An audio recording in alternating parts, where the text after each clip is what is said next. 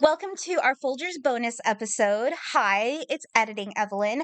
I did the best I could, but for some reason, we ended up with a lot of static and echoes in this recording, which I'm not entirely sure why, because we recorded it the same way we record everything else. So audio editing isn't exactly my forte, so I did the best I could with this project, but there's still a couple issues. So I hope you guys enjoy it despite all of the sound problems. We really had a great time at the Folgers Theater. And we really hope that you guys enjoy what we talked about what we saw, including some rare Tolkien artifacts. Thanks.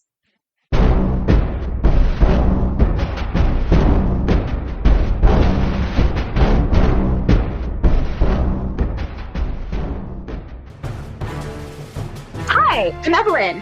I'm Robert. I'm Amy. I'm Colin, and I hope du hältst bra, and and welcome to Token About It.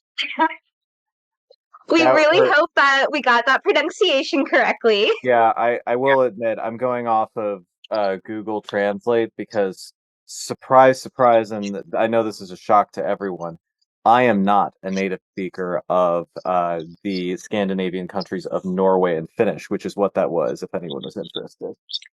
So... No, it's not so. The reason we wanted to do that is we keep being the #1 English language arts and culture podcast in those countries. So we wanted to say hello and thank you guys so much for that during this bonus episode. I mean, if you're going to be like the #1 English-speaking podcast in a country, I am of the opinion that those are the ones to be the #1 in. Heck yeah. And based on how this goes, we'll also see how well flattery translates in those countries. Talking about a world tour 2025.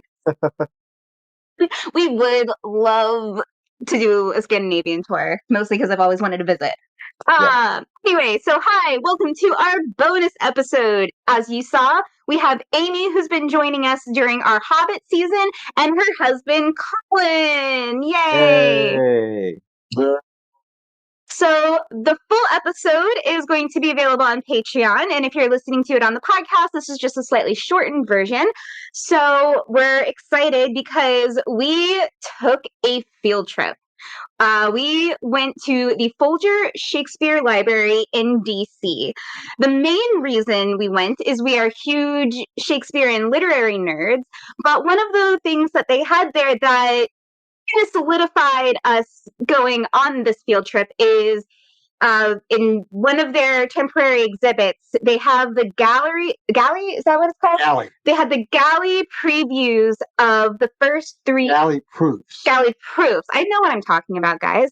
We'll have pictures of all of this as proof, but we have the galley proof of the first 3 Lord of the Rings books that have both Tolkien and his editors' notes in writing in the margins about just editing it ready for the first round of publication. So that was kind of like the main thing we went to see, and then we just nerded out. I want to give a shout out to Greg Prickman, who is the director of collections and exhibits, and he gave us an amazing tour, really showed us around, and totally geeked out with him. Yes. So that was really exciting. I think he had fun.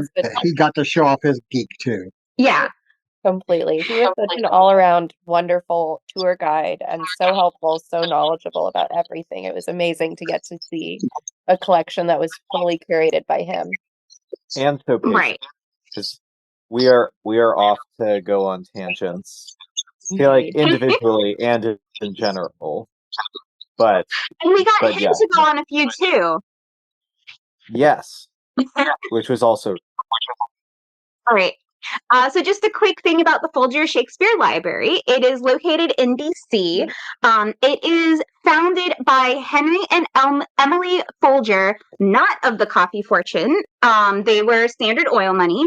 They began collecting in 1889 when Henry Folger purchased a rare book, a copy of the 1685 fourth folio of Shakespeare's play. And then between that time and when the collection was transported to the permanent library, when it was completed in 1938, it amounted to about 200,000 items of rare books.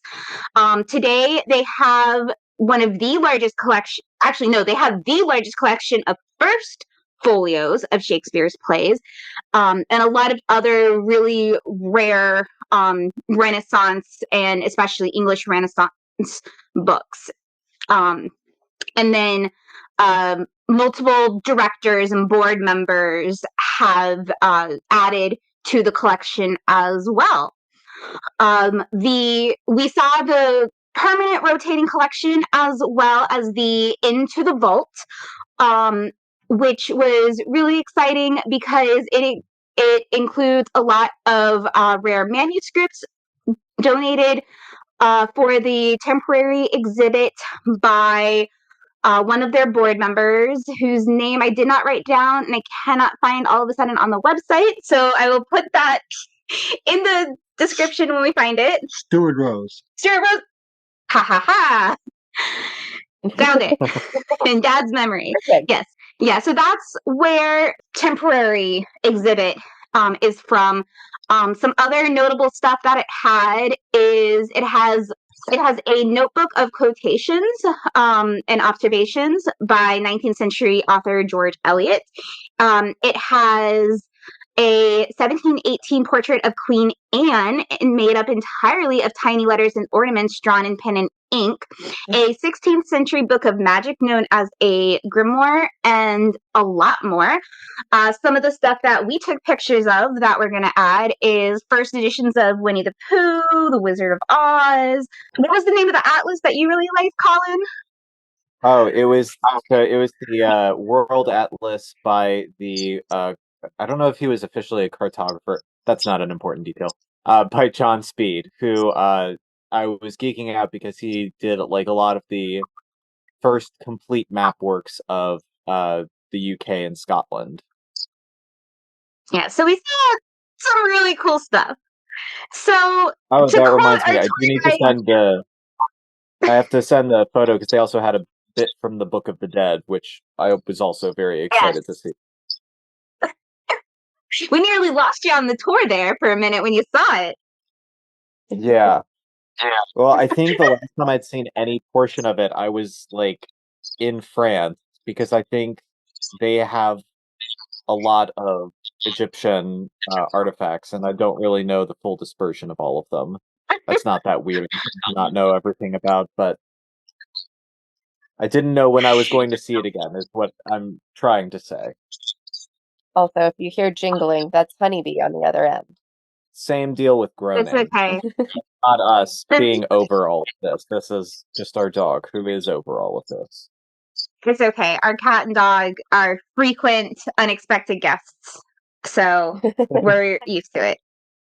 All right. To quote our amazing tour guide, Greg, let's not bury the lead. Let's talk about the main thing that we wanted to see first, the galley proofs.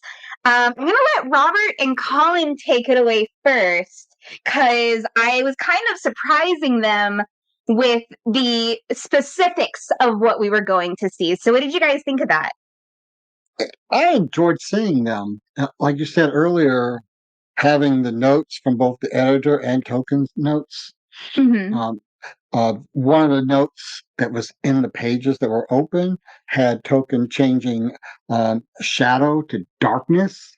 Yes. Which was in the classic, like what we now have the classic line of what the ring translates to, with him deciding to go with darkness instead of shadow, which was just so cool. Iconic.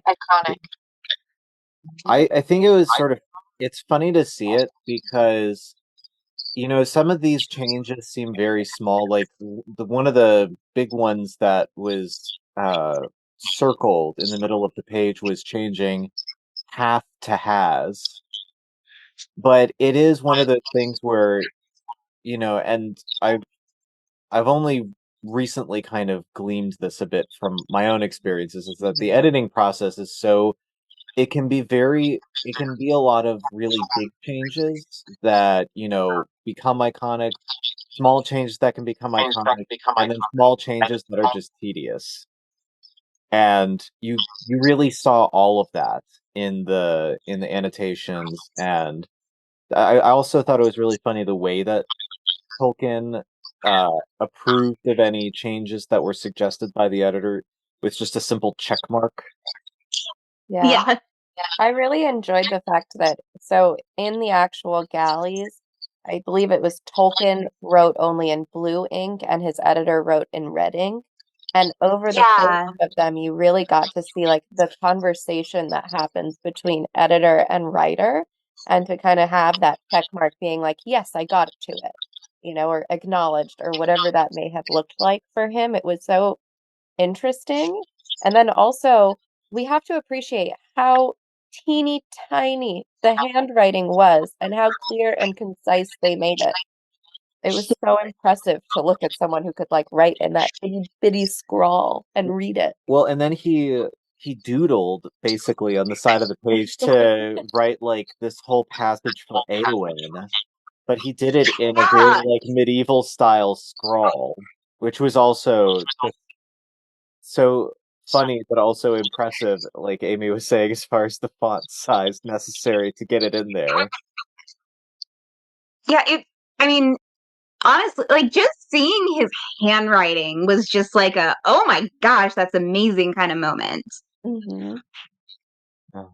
It's something you don't really appreciate until you really see it, because I feel like we've lived with with the books and seeing them like as printed type, or like there's that iconic Lord of the Rings script that we're also used to seeing from the movies. That when we really take that step back and to remember like this was somebody's passion, and like they really had to go in and edit and like touch it and work through it and like retype it or whatever that looked like. It's such a cool process to get to even just glean a little pieces of it. I will Yeah, also and say, oh, you sorry. go first. I was just gonna say that it does also make me appreciate the ease of access that technology affords contemporary editing, because that is the other thing that sort of blows your mind when you kind of, I mean, it makes sense, of course, but I don't think everyone necessarily thinks that, oh, even if you just had to make like a small change at that time, you would have to retype the entire page Right. and make sure you didn't introduce any new errors that needed to be amended, which had to be just such a slovenly and, again, tedious process to try to achieve. Right, because what I was about to say is it was interesting that it was the first galley proof. So this is the first time that both Tolkien and his editor are seeing it in book format. So it really does like kind of blow your mind a little bit to think about how like just the process to get there. First of all, is they have the various different writings, and it was probably done in like hand or typewriter. This is very much before proto computers that were easily accessible, and it's just so interesting seeing the work that went in to even getting to a first proof, and then seeing the different changes and what they want to do. I love how Tolkien had like little itty bitty handwriting explaining every change. Meanwhile, the editor with the red pen just has like a slash mark through like an entire paragraph, where it's just like, nope. Or needs to be looked at, and thinking about like how many times that it would need to still be reviewed and edited from there, because as we were talking about on the Hobbit's coverage, is that the different editions for the Hobbit, Tolkien had to change a lot even after it was published. And correct me if I'm wrong, but I believe The Lord of the Rings has much less changes between editions, but that's because like one of the reasons that The Hobbit got so many was when he started doing Lord of the Rings, he had to like he had to basically make sure that it was like that the Hobbit fit with it. Right. Yeah, so it makes me wonder about, with Lord of the Rings being the Hobbit sequel, how much has how much has he gotten used to doing the proofs via the Hobbit, and as well as several of the edition changes, and if the first galley proof itself prompted any Hobbit changes right away. Well, I kind of wonder if the part of what made doing the Lord of the Rings trilogy a bit easier was that I know that for the Hobbit, part of the issue was that he was originally going for a much darker tone, and it was suggested to him that he tried to tone it down just a bit so it's more palatable for a younger audience. But as that book became more prominent and the people who had originally read it became more mature, he could write more mature and develop and not develop, that's not the right word, but more he could go into more of the style that he already wanted to be in the first place. Mm-hmm. And I mean, as a millennial, as part of the Harry Potter generation, I have to really appreciate that allowed him to write more what he's going for, but also him acknowledging that the kids that read The Hobbit are now growing up. And that's something that I love about the Harry Potter books and about the Percy Jackson books is, I mean, being part of that Potter generation was growing up with the characters and having a slightly darker tone each time. I remember a kid I used to babysit, he was so excited to turn, was it 11 or 12? 11 is He when was, you get your he your was Harry turning either Potter. 11 or 12 because he wasn't allowed to read past the third book because it was too dark, and he was allowed to read the fourth book Once he turned either 11 or 12. And I very vividly like remember that, and that's kind of what this reminds me of a bit. I got the Harry Potter reference in there. Well, then when you finish the original trilogy and then go into the Silmarillion and the Children of Húrin and Beren and Luthien, you get into not only all of the dark themes, but all of the adult themes that never made the cut in any of the previous work. Yeah, and we're gonna get there. yeah. Oh my gosh, I'm so excited for any conversation about Gurthang, Glaurung, Turin Turambar, any and all of it. I'm just gonna need a list from you so I can be so I can like reference it back to be like, what did he want to talk about, to invite you back when we get there. I will be more than happy to provide a list of any length and composition. But yeah, so anything else about the galley proof, about the Tolkien works specifically? I had one more. Go. Oh, well, I was going to talk about the coverings of the galleys. I don't know if that's what you were going to speak about, but that was what Greg said was one of the more interesting pieces about this, is that typically a galley would have a very simple cover, and that it would just be like paper, would probably have the title on it, but wouldn't be very flashy. And these galleys were part of a collection, and so they had actually been the outer coverings were like these modern art, like navy and like celestial kind of looking art pieces on the outsides of the galley, which were probably chosen by the collector or whomever owned them prior to this collector's personal taste. And so we were talking a lot about like the preservation and like ownership, but also like how collectors may kind of alter something within their collection to meet their own personal taste, and how that kind of impacts the journey of history and, how things kind of move through time too, but it being touched by humans and how humans leave their impact on something and change it a little bit. Yeah, and what was also really interesting with that is that he had galley proofs of a couple other books to give us that had not been altered, to kind of give us an example of what it would have looked like before, which I thought was cool. Which I believe the The only other example he showed us was the Pride and Prejudice galley, which was like almost threadbare by the point that we saw it. But it was so plain and so like tattered on the outside, but you could see it really wasn't like invested in either. It was very like just kind of plain and what it was. right.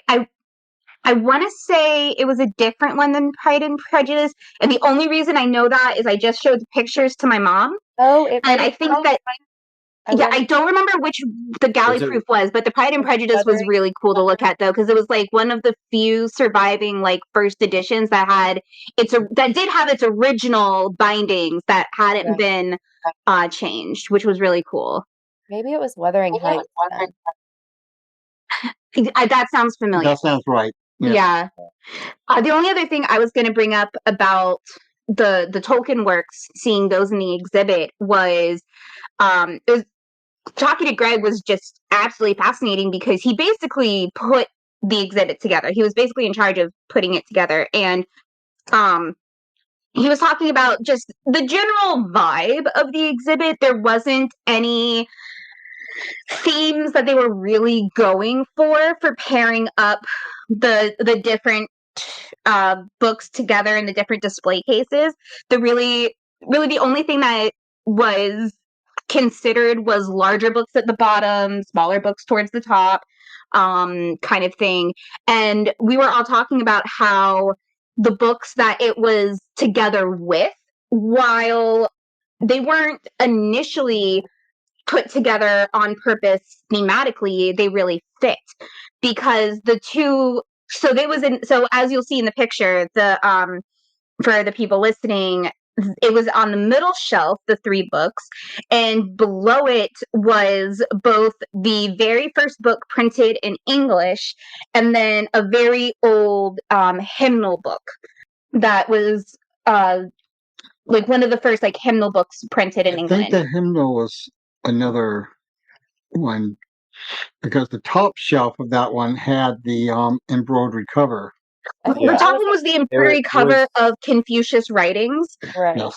which is also interesting because he's really into just various philosophies. But I think it was Amy that you were mentioning just how Tolkien would have really appreciated being in the same like case with the very first like book printed in English, and then the one of the older hymnals that was printed in England.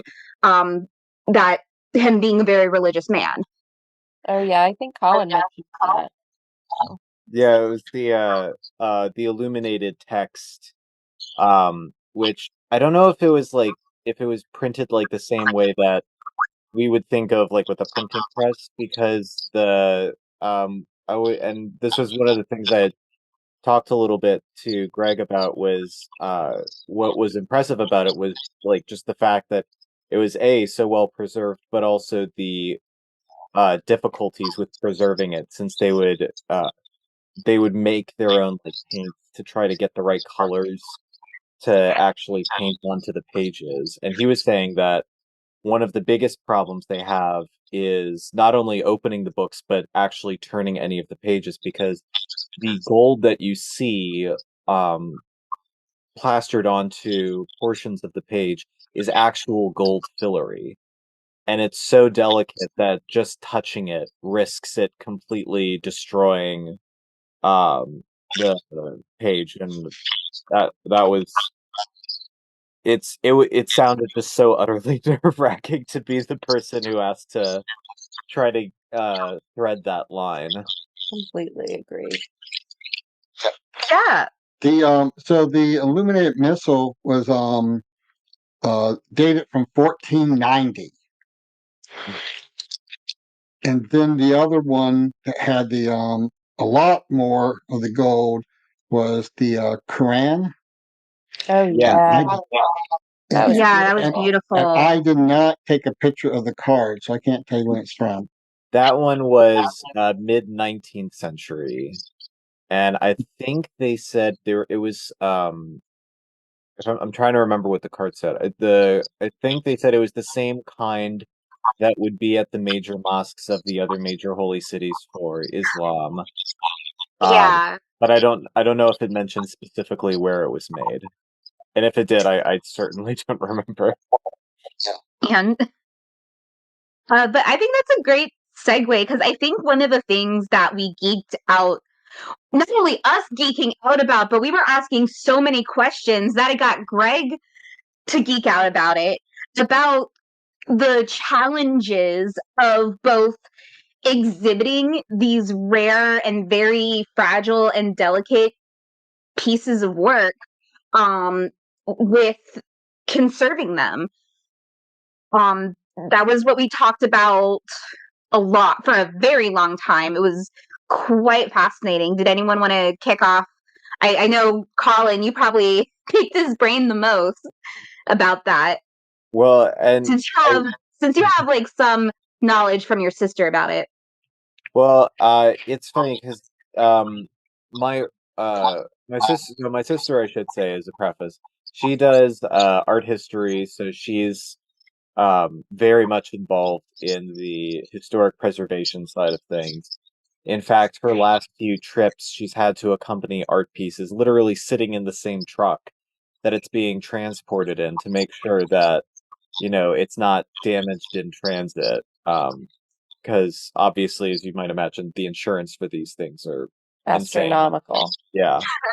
But I mean, even like with my own experiences from archaeology and museum work, it's really it's really difficult because a lot of facilities don't have the resources necessary to truly preserve items. So it is quite a challenge, and and I think I really liked what he said was the thing that often makes the deciding factor is consistency, because most things will hold up better as long as they're not subjected to extreme shifts in temperature, light exposure, heat, cold, uh, etc. And it is really funny to think that it is such a combination of things that can make either a difference in favor of it, staying in one piece as opposed to just falling apart. Yeah, and he gave us some really good information about light allowance. He talks about light allowance so much, and he was living for it. Yeah, because so everything in the collection, they have decided how much light it can take before it might start damaging, and so they make sure that they doesn't get more than what they want it to get, and they keep very good records of that type of stuff on it. Mm-hmm. So and Yeah, because they mentioned that their permanent collection rotates every few months, based on light allowance for everything, versus the traveling exhibits, and that he was saying that was part of the challenge of the first guest exhibit, that includes the Tolkien works, was part of the selection process, was purely what can take the light exposure for the period of time that they were going to be displayed. Yeah, and he talked about it being cumulative as well, and that they kept that record to, like, they would only be able to display each thing for that specific amount of time. But the other thing he talked about too, which was really interesting, was how really the best way to preserve them is to have a fully dark exhibit and to only have the lights turn on as you approach it, which is like totally fascinating when you think of like an experiential kind of way of going to an exhibit, of having like things light up in front of you. And is that also being kind of the best practice to kind of preserve the artifacts for as long as possible? This is really and cool. it can be so dramatic. I mean, you walk into a dark room, and all of a sudden this light comes on, and you see, you see a manuscript, or you see a famous piece of art. Because you had a really interesting observation when we learned that.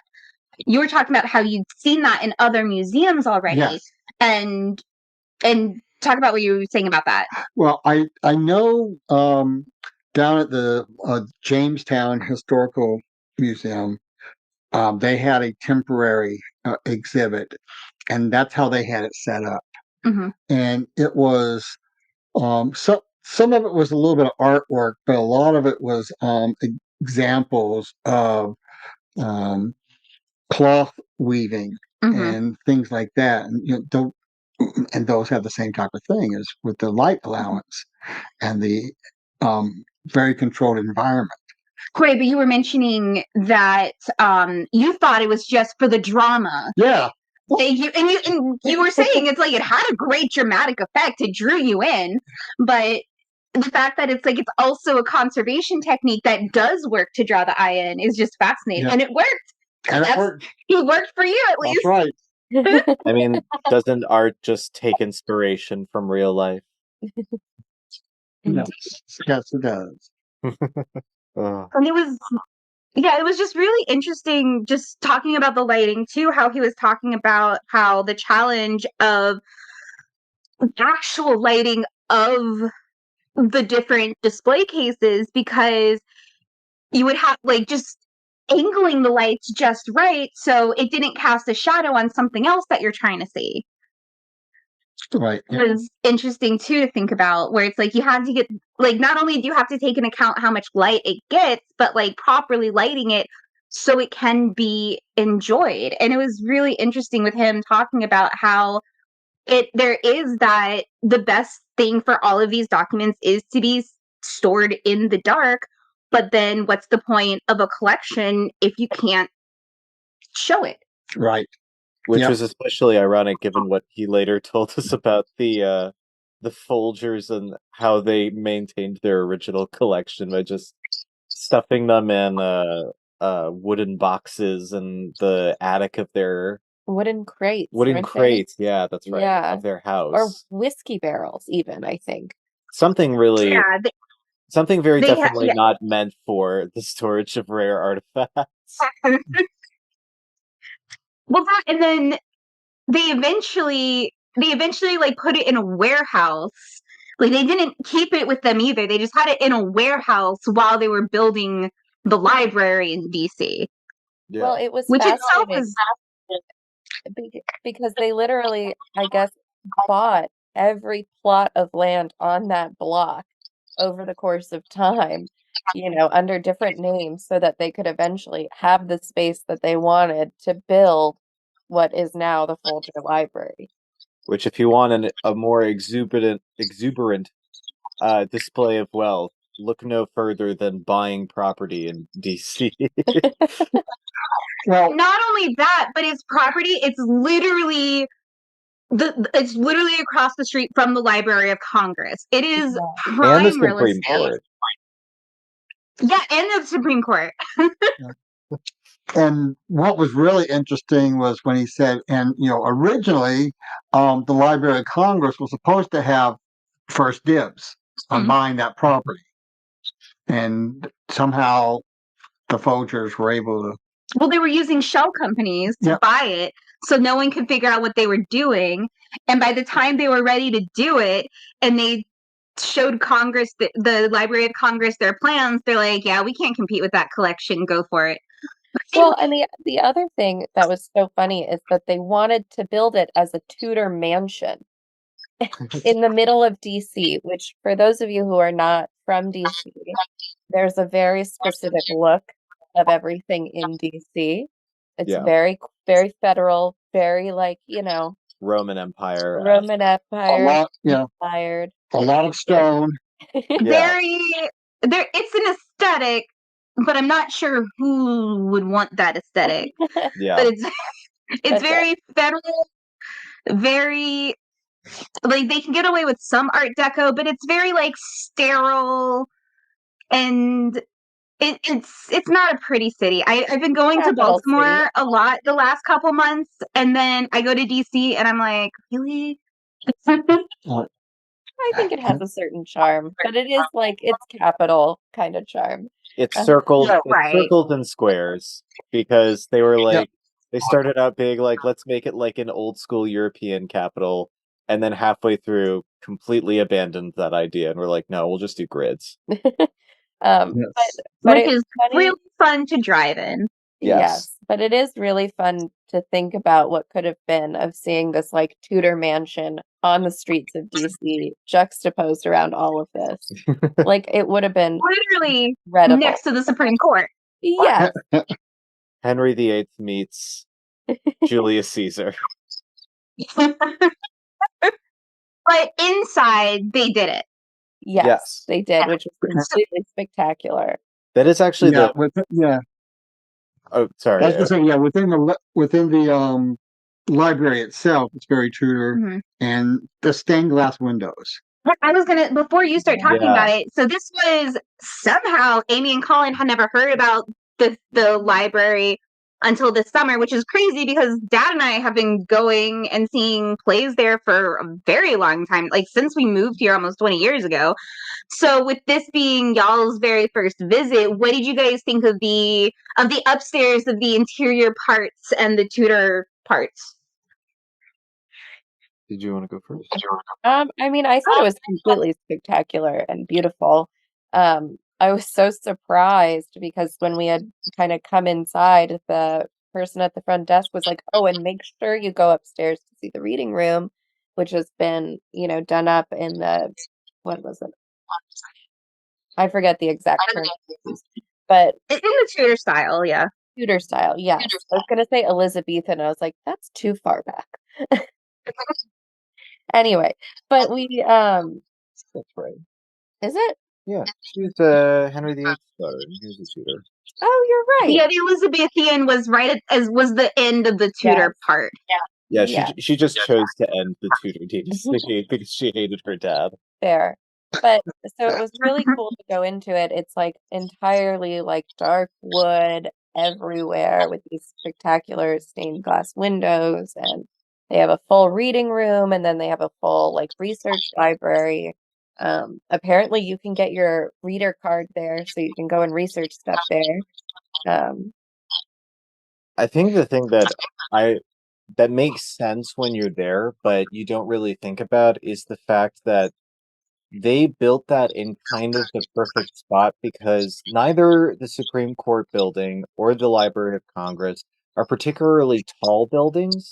So it really never, and it's not in a part of DC. Like there's parts of DC that have a lot of trees and more natural greenery, just sort of incorporated to try to beautify the city. It's situated in a part of the city where none of that exists. So there's really nothing blocking the view of the sun like coming in and hitting the windows, so you still get the full effect of the stained glass. And then I'm sure to a certain degree that was purposeful, but the lighting is just breathtaking. Yeah, we also came in at literally the perfect time where we were getting full sun into the library through the stained glass. So it was just really magnificent. Yeah. It's out with a really pretty day. Yeah. Yeah, and I didn't even think about it until you were talking about trees and so forth. They they have an Elizabethan garden on the premises. Oh yeah, I forgot about that. Yeah. So Should have gone to see that. That Yeah. sounds spectacular too. I know the only thing you guys weren't really, because I totally forgot about the garden, but unfortunately the theater part, that's a replica of the globe, a miniature replica of the globe inside, was closed because they were doing tech rehearsals because they're doing a performance of Romeo and Juliet right now. And Shout out Amy to tried them. to and Amy tried to convince the security guard very sweet jokingly that she was in the cast so she could go look inside. and, They and I did like turn the me security guard's response. No, all the cast is already in there, or something like that. Yeah, well, also she just had to look up on the poster to see I was lying. Yeah. Because we're right next to the poster of the cast. Yeah, That's where you got the name from. indeed. But also, I'm not that convincing of an actress. So that must have been the other part.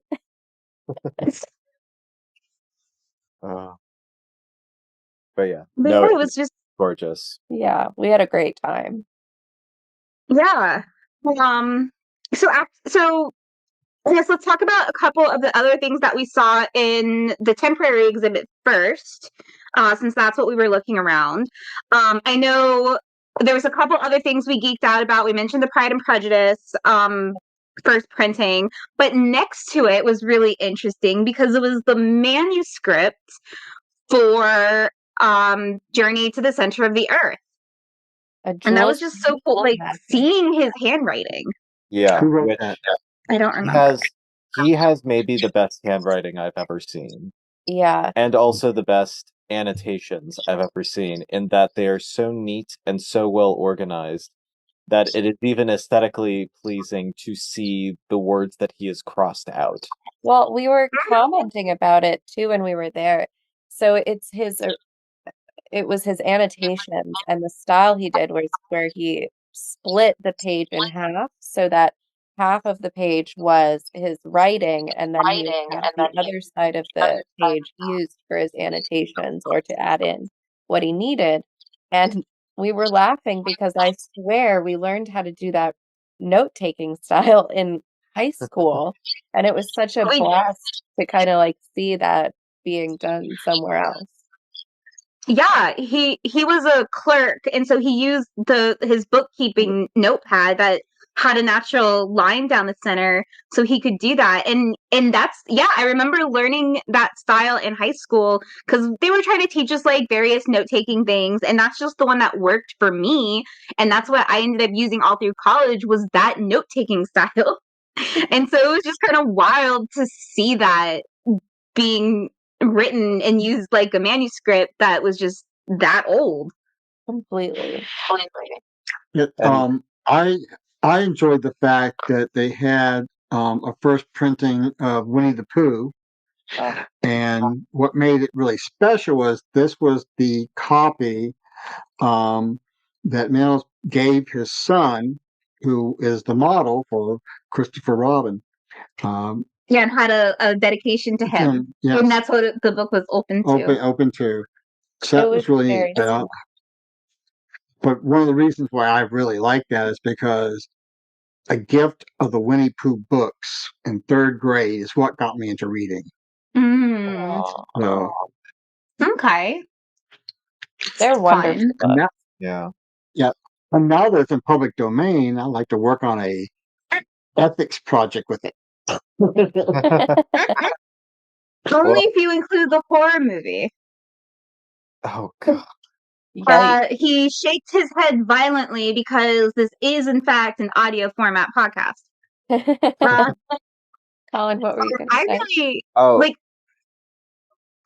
I was just gonna say, on the topic of blast from the past and nostalgia, I just wanted to throw out, with regards to Journey to the Center of the Earth, the thing that was sort of funny, and I think I mentioned this when we were there, was the fact that, I mean, obviously Jules Verne is French, so the story is written in French, and the copy that we saw was written in French. But so, well, growing up, I had gone to a French immersion school, so all of the books in our school library were in French because that was a good way to practice. And obviously, they had a lot of Jules Verne books because he's just a very popular author and he's written a lot of iconic stuff.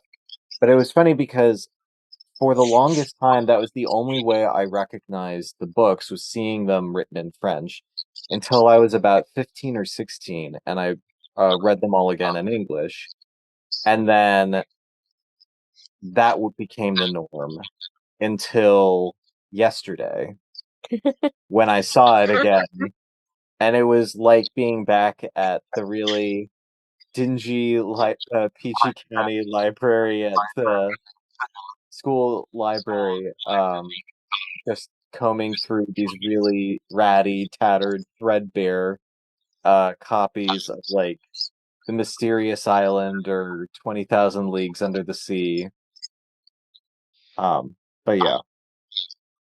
Yeah, I kind of had my own nostalgia seeing the Wizard of Oz books because the Wizard of Oz books were one of the first books that I learned to read on. Because I mentioned on the podcast before that I didn't I had a lot of trouble learning to read, and so I didn't really learn to properly read until I was like towards the end of second grade.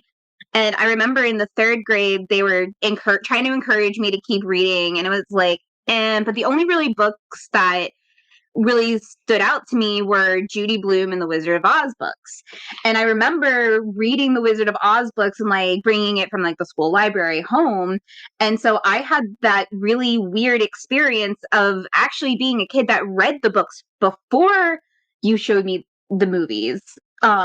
Which I still appreciated, but it's like it's very different. Oh yeah, than the books. Because I know Colin was the first one to point it out. I think was that on the cover of that particular book, it's the lion wearing glasses, and that's not mentioned in the movie at all. Yeah, the little artwork. That I think that edition should have stayed in the film adaptation because that is just such a I don't even know why I find it as hilarious as I do, but the idea of a cowardly lion having glasses for whatever reason just tickles my funny bone. It does, and he's a really fun.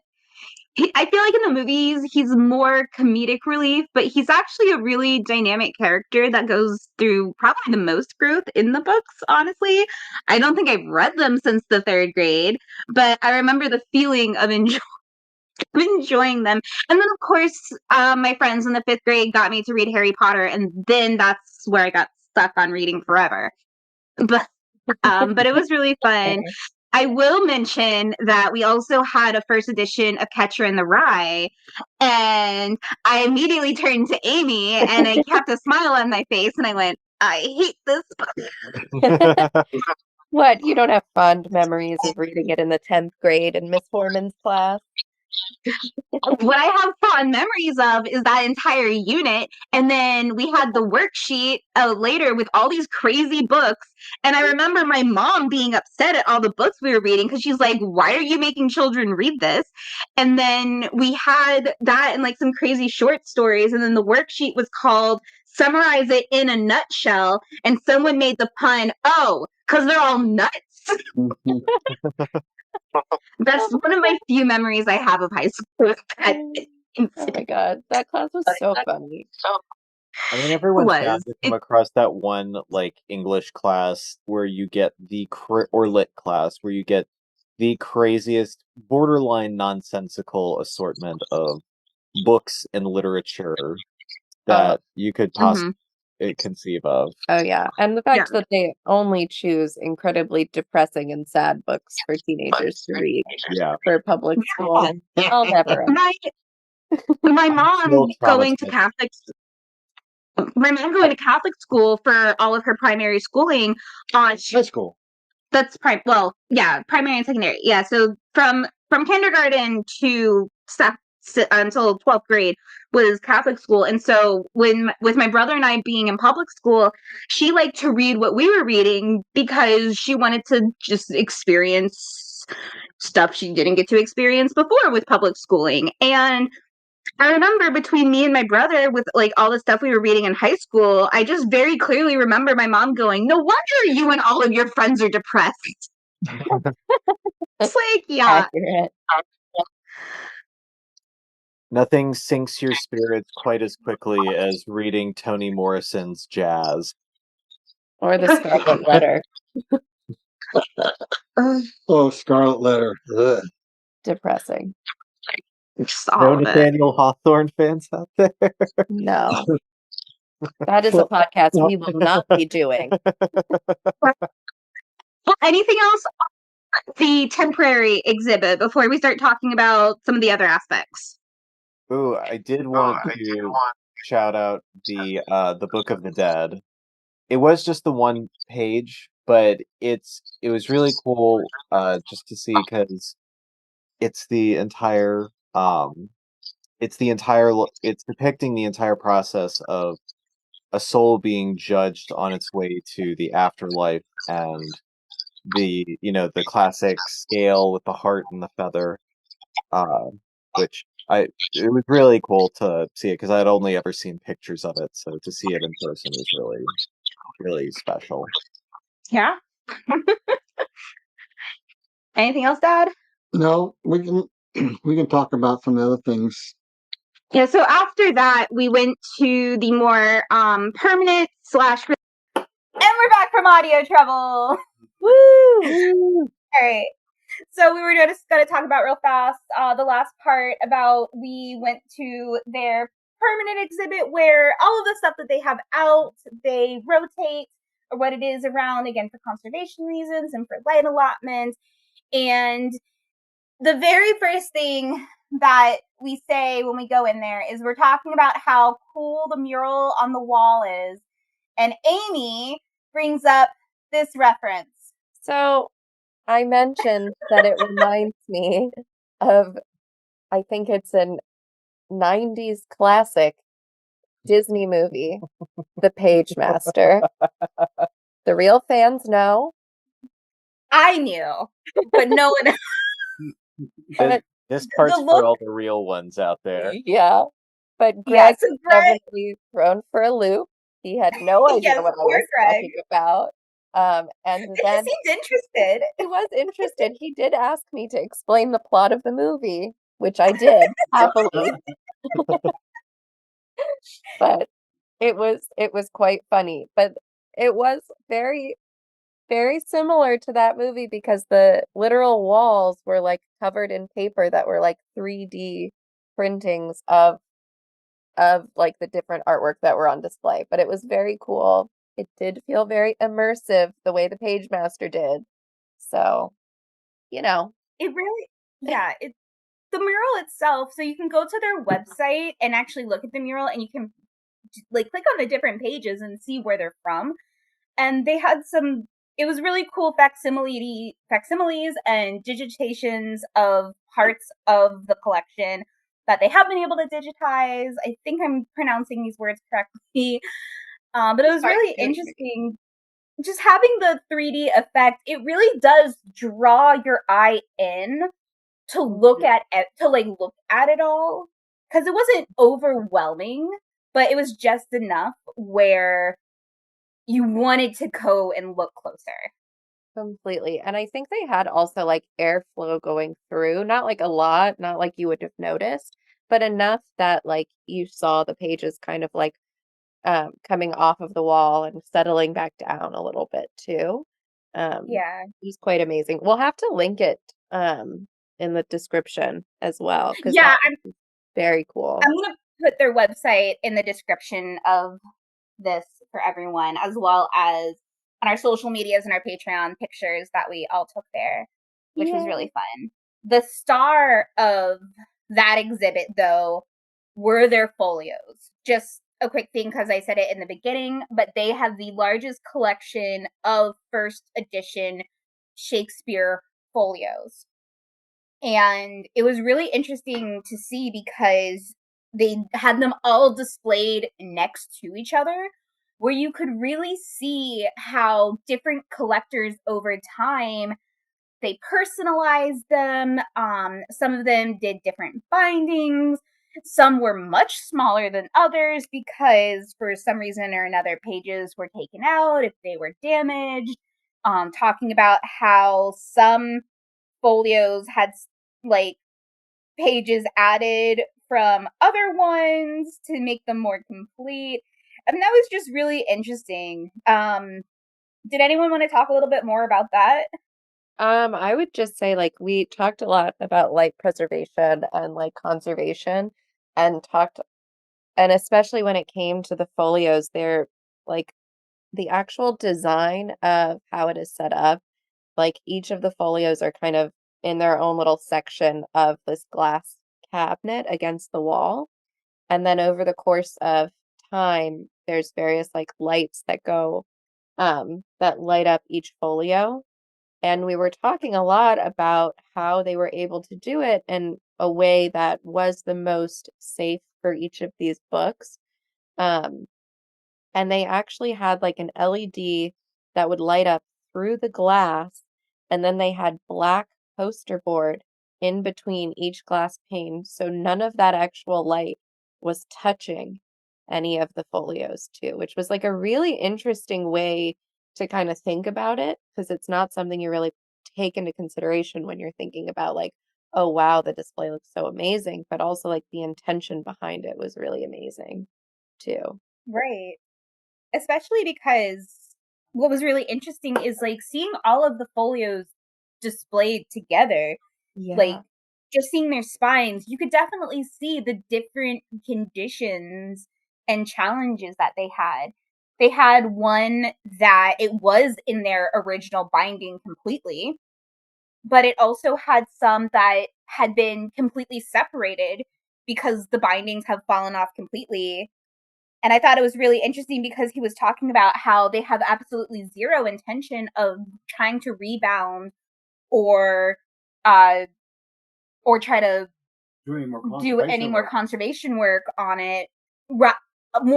More than just trying to keep it from falling apart, like any restoration. That's what it was. They weren't interested in doing any restoration on it because it really comes into that conversation of how real is it? And how complete is it when you have to constantly redo bindings or stitch work and stuff like that, which I thought was really interesting. I forgot how we came up on it, but I really liked the some of the stories he had told about the how there were like apparently this was a practice at the time of basically these like wandering book people who would do everything from like put in specific bindings and customized patterns on the book covers and stuff for like private collectors. Um, but that Yeah, basically that was their whole thing. They were just like a person wandering about and just Selling people like it's kind of like if you think about like old-timey like encyclopedia salesmen yeah. and how like an encyclopedia set would be made to match a specific aesthetic. Like you would have it all in red or all in green or all in blue. And what they were talking about was how, each collector would actually get to like specify how they wanted it to fit into their collection. And oftentimes that ended up being that they would rebind a work and, do it in a certain way that it would, fit into their collection and be displayed aesthetically as well as like just having the item. Um, and some collectors right. he was also saying like some collectors would be very specific about wanting it to match the aesthetic, or they may be very specific about wanting it to be preserved in its original state too. So it was interesting to kind of hear the pull that also goes around in that world. Right, because it was really interesting just hearing about like the different, because obviously different collectors have different wants, needs, how they Hey, want to display it, how they want to hold it. Where back when a lot of these folios became very popular in the 1800s was when Shakespeare was like at the height of his celebrity, essentially, and a lot of people wanted his collection, like wanted those folios, those rare books, for the prestige of having them in their library. And how a lot of times some of these people would get them and they would the sketch of Shakespeare in the very front was very commonly cut out, as well as the title pages for a lot of the plays were just cut out and then displayed as artwork themselves, which I think is really interesting. And going back to like how people would use like the sketch from like the second or the third folio to and cut out the sketch from that title page to put it in the first one to try to make it more complete, kind of thing, which was really interesting.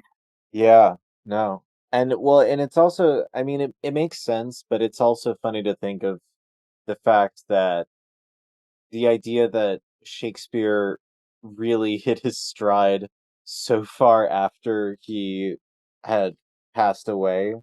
I mean, I know there's the classic expression of artists aren't appreciated until after they're dead, but it really it does put that into perspective, especially considering, and this had also come up, was the patronage he often had, typically from the royals.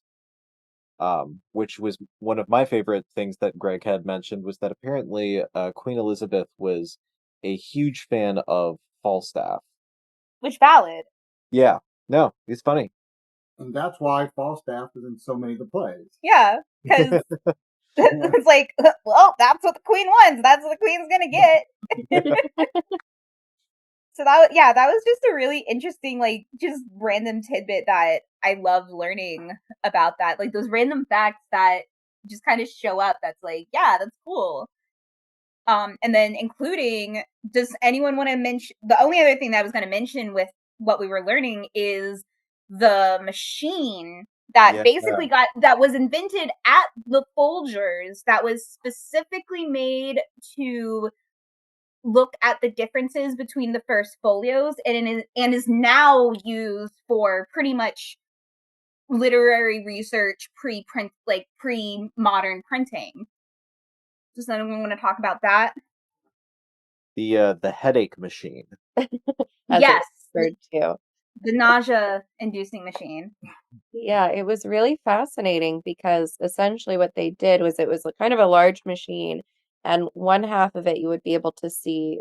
It was basically like you would be able to have uh, two different pages open at the same time, and it was connected through a series of mirrors into microscope lenses.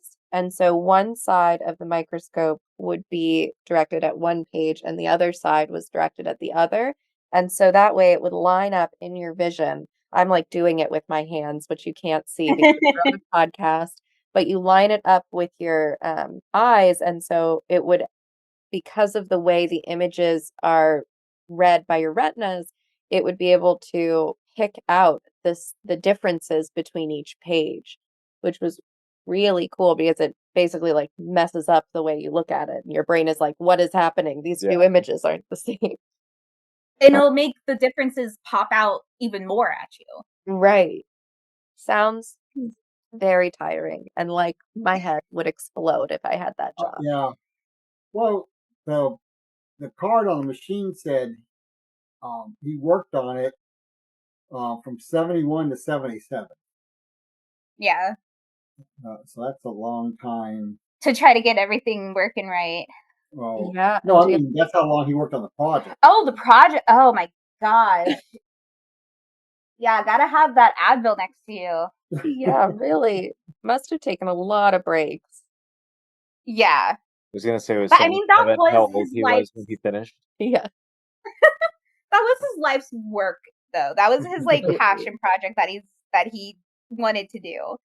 So I think it has to be if that's the process you go through to do it, like, because it really is just so, it must be so taxing to do that long term. I wonder how his eyes are.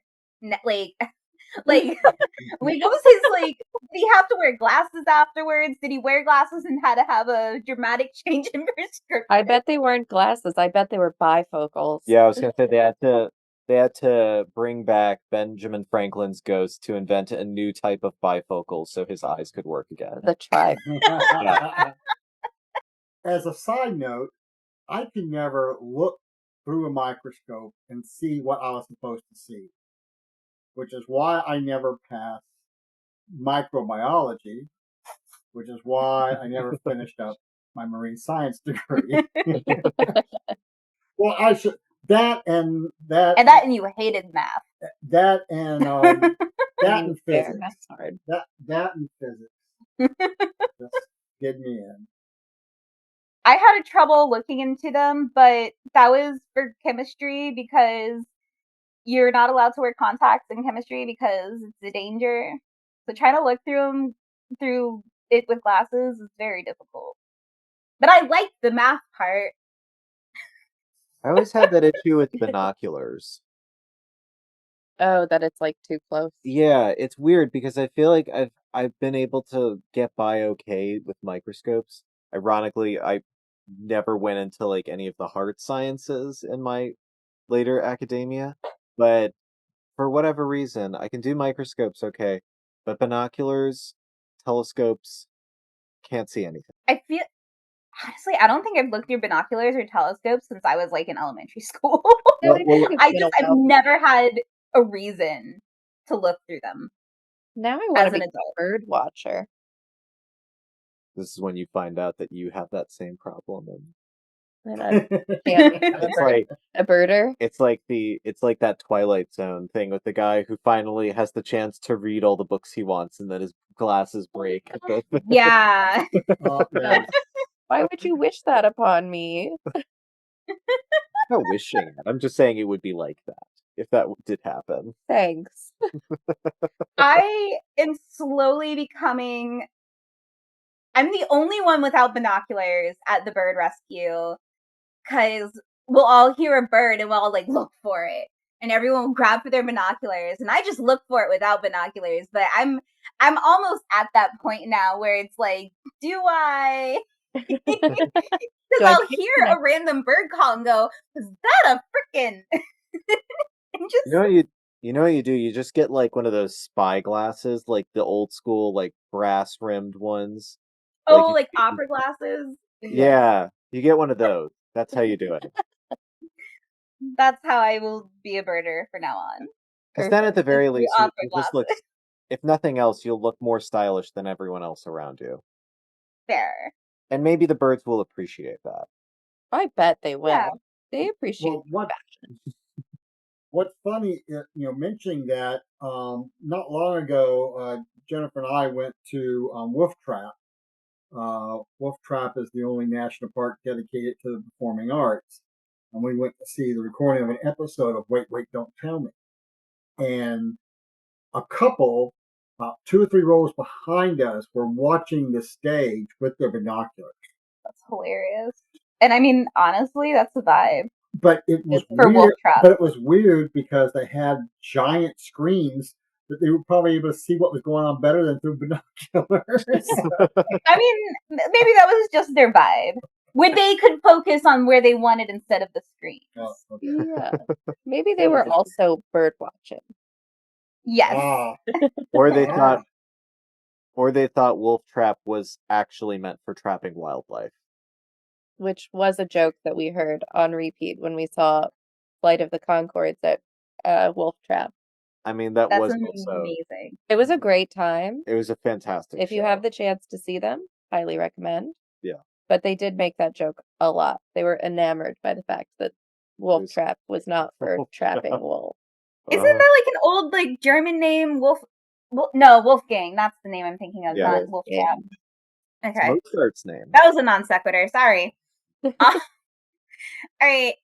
So, anything else that anyone wanted to mention? Anything cool? I think people should go to the Folger Theater and they should go to the Folger Library and go check it out because it's really, really cool. Any DC natives, go check it out. Anyone who's visiting, go check it out. Yeah, also, if you have a chance to see one of their plays are really interesting. They do really, really, really cool interpretations of different plays, which, yeah. Well, that's what Romeo and Juliet's supposed to be. It's an interpretation. Yeah. Like set kind of in like the 90s. Is what's running right now as we're recording this. So cool. The Merchant of Venice, reimagined during Reconstruction in DC, like several years after the Civil War, was one of the most fascinating ones that I think we saw there. So they do some really cool stuff. I feel like that weirdly works as an alternate setting. You wouldn't think it really would, works. but the more I think about it. I will also say that so we went there while they were still undergoing construction. But if you go any point after whenever this airs, it will probably they'll be done with construction, so you'll be able to see even more than we did. Well, their cafe was the last thing to be finalized. Yes, so then you'll be able to grab something to eat there. Yeah, they're hoping for November release for the cafe. They're just waiting on it's ready to go. They're just working on final permits. Yeah. But they also have a lot of free events that they host as well, which is really cool. And on the weekends, they have docents around that can like talk to you about just anything that you like that's there in any of the exhibits or in the reading room or the Great Hall. So we had a great time, and this was such a fun field trip. It really It was. was great. It was. I want to shout out and thank Greg Prickman again. He was such a good sport, especially since I'll call us out. Me and Colin were probably the most rambly. We were a little rambly, but I think he appreciated it. I think he had a great time. Yeah, we definitely asked him a few questions about like his personal favorites of stuff where he's just like, oh, don't make me pick a favorite child. Yeah. It's a bit Which is like really asking fun. which finger do you like best. Right. I mean, obviously the left pinky for me, but I'm just weirdly decisive like that. I've always liked my pointer finger. I feel like it's good at pointing. All right. Well, if that is it. Wait. Okay. I'm just doing a callback to Page Master. Oh God. Okay. Okay. So some of the voice actors are amazing. Christopher Lloyd, Yeah. Patrick Stewart, Whoopi Goldberg, Leonard Nimoy, Doran Harewood. Just And the wonderful. one and only Macaulay Culkin. Yeah. Yes. It's definitely like it's one of those like millennial movies where it's like it's for a very specific age group. Hey, like within a couple years. If you're Gen Alpha listening to this, go watch that movie. I'm sure it's on Disney Plus somewhere. All right, watch it and tell us about it in the comments. I would love to hear your interpretation. I also do love the fact that this just turned into like this was like a sneaky promo for a movie that came out over 20 years ago. Easily. It easily came out over 20 years ago. So all I can say to that is... When did it come out? It originally came out in 1994. Oh my God. Oh my So God. 30 also years after it came out. Yeah. It must have been on the Disney Channel. Yeah. So it must have been like... All I could say to that is Macaulay Culkin, Patrick Stewart, Christopher Lloyd, Whoopi Goldberg. If any of you know how to get in touch with the production team, I believe some royalties are owed for promoting your film. We plug the most random things. We need shout out. We're trying to get a sponsor from Diet Coke and Coke Zero because I'll take a picture too. I have my Coke Zero right now that we drink like Diet Coke while recording and while I edit, and that's my caffeine of choice. So Coke, sponsor us. You know who I bet would have loved Coca-Cola? William Shakespeare. You know who else? Tolkien. Yeah. Tolkien. I bet if I think Tolkien would have hated Coke, but Shakespeare would have loved Coca-Cola. Oh, if old Bill could have got his mitts on any modern commodity, that's the one. I'm convinced. I like real talk, Shakespeare would have loved Coca-Cola. Shakespeare is a pop culture girly. Heck yeah. He would be stealing all of Taylor Swift's lyrics. Oh my God, he would. All right. All right, well, we've been talking about it. Oh wait, I had to sign up. Alt det beste. Again, that's Norwegian, so bye Norway and Finland. We love you. Bye Norway and Finland, specifically, we love you. And then like the two people in England that are my friends that listen. And my old client. Bye. Bye.